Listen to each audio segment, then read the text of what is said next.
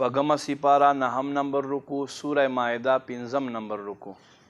شپږمه سپاره 9 رکوع سورة المائده 15 رکوع. بسم الله الرحمن الرحیم. واتلو علیہم، اے محبوب تلاوت کا دویتا، نبأ خبر ابن آدم زامنو د آدم بالحق په حق سره، اذ قربا قربانا هر هغه وخت چې قرباني وکړله دوی دواړو په نیاز پیش کولو سره، فتقبل من احدهما یو د دوی دواړو کې د حابیل والا قبول شوه، ولم یتقبل من الاخر او دا بل یعنی قابیل والا نشوه قبوله. قال لاقتلنک، قابیل ورته وی زه به ضرور ستا قتل کما. قال انما يتقبل الله من المتقین، حابیل ورته وی بېشکه الله یې قبلوي هغو خلکو نه څوک چې د الله یره لري.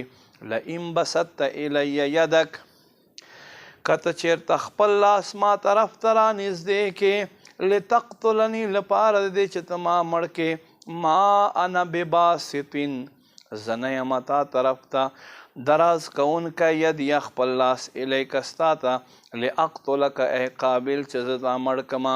انی اخاف الله، بېشکه زه یریږم الله نه رب العالمین چې پالونکی د جهانونو دی. انی اريد ان تبوء باسمی و اسمک، زه دا غواړم چې ته زما او خپل ګناهونه په خپله تله کې واچوې، فتکون من اصحاب النار او ته وګرځېږې له دوزخ والو نه. ذلک جزاء الظالمین، دا بدله د بې انصافه خلکو په سزا سره.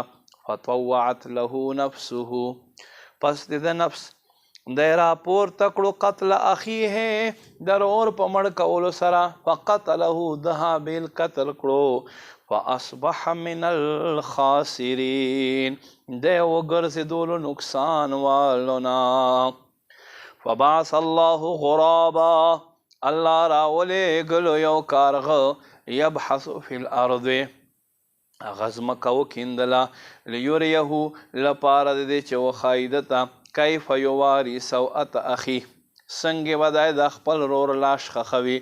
قال یا ویلتا اعجزت ان اکون مثل هذا الغراب، های خرابی زه خو دې کارغه په شان هم نشمه، فاواري سوءة اخی چې ما د خپل رور لاش خښ کړی و. فاصبح من النادمین، دی وګرځېدو له شرمندګي کوونکو نه.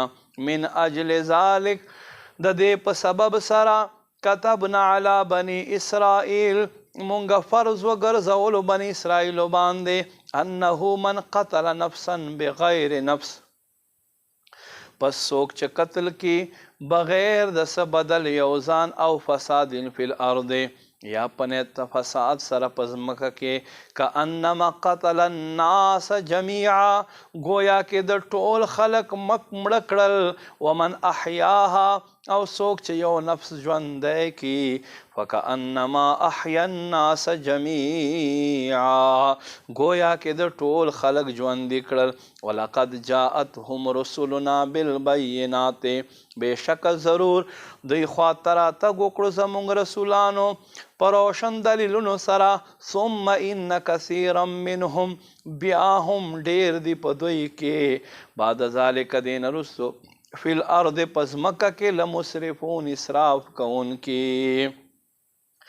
انما جزاء الذین، بېشک بدله د هغو خلکو یحاربون الله ورسوله چې جنګ کوي الله او الله رسول سره، ویسعون فی الارض او ګرځي په ځمکه کې فسادا په فساد کولو سره، ان یقتلوا هغه دا چې دی یو وشمارئ مړی کوي، او یصلبو یا پانسی ورکوي، او تقطع ایدیهم و ارجلهم من خلاف، یا د دې خپې او لاسونه الټه په حساب سره کټ کئ او ينفو من الارض یا د خپل ځمکې نه وباسئ ذلک لهم خزي دا دوی دپاره رسوایی ده په دنیا په دنیا کې ولهم فی الاخرة عذاب عظیم او دوی دپاره په آخرت کې لوی عذاب دی الا الذین مگر هغه خلک تابو چې توبه یې وکړله من قبل مخکې ان تقدروا علیهم دوی په کابو کې راتګ نه مخکې فاعلموا پوه شئ ان الله غفور رحیم بے شک اللہ بخن کے مہربان دے.